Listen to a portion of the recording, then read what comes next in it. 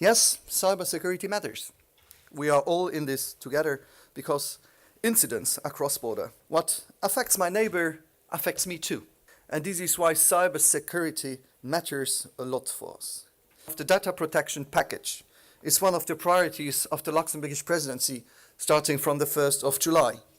We are strongly committed to reach an agreement before the end of the year. You know, cyber threats, cyber risks, cyber attacks, they do not recognize the borders anymore. We want to create some kind of instruments which will help the member states to cooperate, share the information in real time or very fast. That's the objective of what we have now, you know, in our jargon, Network Information Security Directive, the new law on this kind of actions is in the pipeline, and it's exactly addressing those issues. It is not actually possible for governments or anyone to walk into a complex IT environment that's under attack and help save it.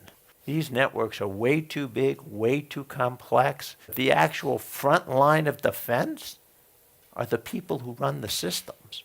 It's not enough to have all governmental approach to cybersecurity. That's why I think we have a unique form of public-private cooperation in cybersecurity. We have National Defense League. It's fine to say that the law of armed conflicts applies and the Geneva Convention applies. Was the attack on Sony an act of war? So how are governments going to decide when to exercise self-restraint? We're looking at what I think of often as what you sometimes referred to as low-intensity conflict. It is very useful to look at the laws that we've already been operating. You can apply them, but it is not a perfect translation.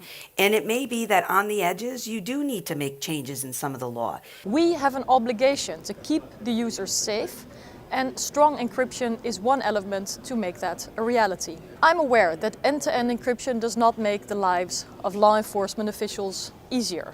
The appropriate checks and balances must be in place to ensure that we protect ourselves not only from outside attacks on critical infrastructure, but also against erosion of values from within. Encryption allows the everyday user, also allows the criminal, of course, to exploit those principles of anonymity and therefore to hide their criminal activity to such an extent that it's actually transforming in almost a revolutionary way, actually, the criminal landscape in particular, and to a certain extent, terrorists as well. So if we want an effective, efficient criminal justice system, and I think every democracy wants that, then the internet has changed the rules of the game, and changed the way in which the place where we have to go to collect our evidence. Cybersecurity matters a lot for us. The most important question that policymakers have to tackle is how to create trust. And I should sometimes also to restore trust. Trust of the citizens who are concerned about the loss of their personal data and the loss of their privacy. Succeeding to create a cybersecurity Europe is a precondition in this context. Thank you.